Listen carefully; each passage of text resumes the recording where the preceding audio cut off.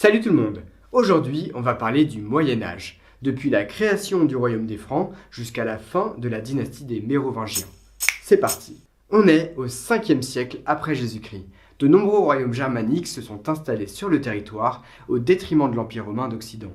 Certains de ces peuples sont polythéistes, avec une mythologie proche de la mythologie nordique, et d'autres se sont convertis au siècle dernier à l'arianisme, un courant chrétien qui était très répandu dans l'Empire romain et qui a été condamné par l'Église romaine. Du coup, pour la différencier de l'arianisme, on appelle la religion de l'Église romaine le christianisme nicéen.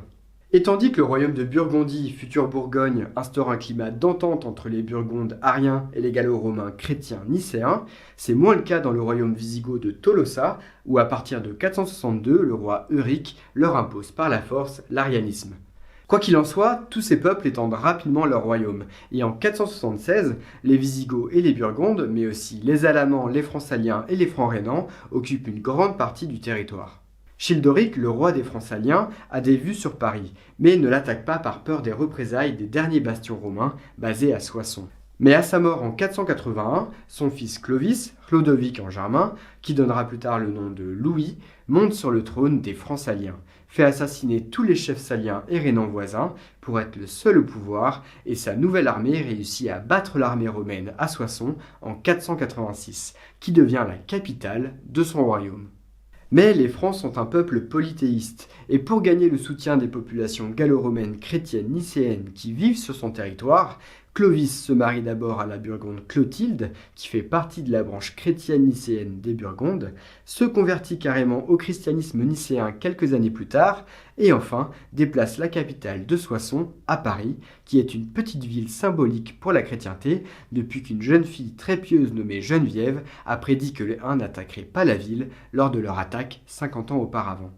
Avec la conversion de Clovis au christianisme nicéen romain, le royaume des Francs devient alors l'une des seules puissances chrétiennes nicéennes de l'Occident, et gagne ainsi le soutien de l'Empire romain d'Orient, qui est en guerre contre les Ostrogoths ariens, ainsi que le soutien des Gallo-romains qui vivent dans les territoires wisigoths, burgondes et alamans. Et c'est ça qui permet à Clovis de conquérir une partie du territoire wisigoth et le royaume des Alamans, puis à ses fils de conquérir le royaume de Burgondie. C'est le début de la dynastie franque des Mérovingiens, ce nom venant de Mérové, qui aurait été le grand-père de Clovis.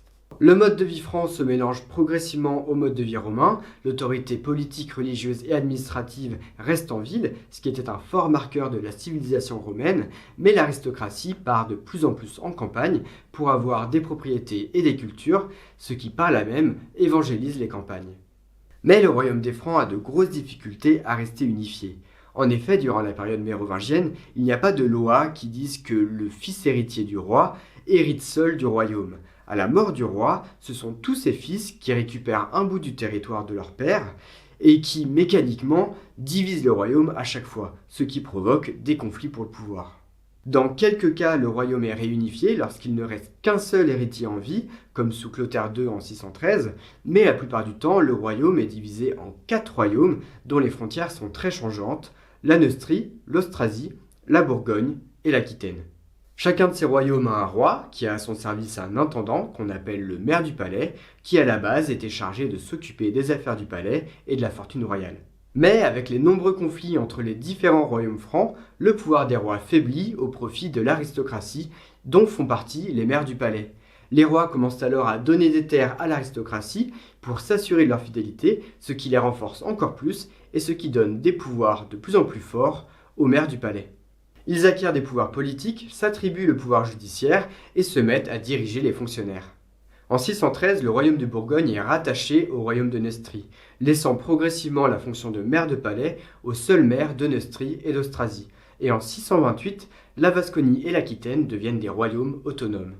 À son arrivée au pouvoir en 632, le roi Dagobert, seul héritier des 3 royaumes des Francs, est conscient de la menace que représentent ces 2 maires du palais, et se sépare du sien pour recentrer le pouvoir autour de lui. Mais à sa mort en 639, le royaume se redivise en 3, et les descendants de Dagobert deviennent souvent rois très jeunes, et que ce soit à cause de complots ou de maladies, ils ne restent pas longtemps en vie, ce qui fait qu'ils ne peuvent pas régner sans l'aide des maires du palais. Ceux-ci en profitent donc pour accroître encore plus leur pouvoir, leur fonction devient une fonction à vie puis héréditaire, ils nomment les évêques, les comtes et les ducs, s'occupent de la diplomatie avec les pays voisins et contrôlent les armées. En fait, ce sont les maires du palais qui détiennent dorénavant le pouvoir, au détriment des souverains. Et à partir de 660, c'est carrément eux qui choisissent les rois.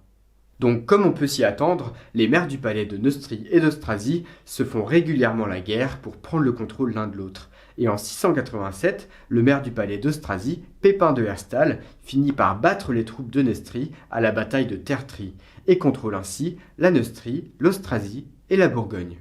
Et bien que sa lignée ne prendra pas le titre de roi avant Pépin le Bref en 751, c'est bien cette famille des Pépinides qui restera au pouvoir pendant 300 ans, avec entre autres l'arrière-petit-fils de Pépin de Herstal, le roi Charlemagne.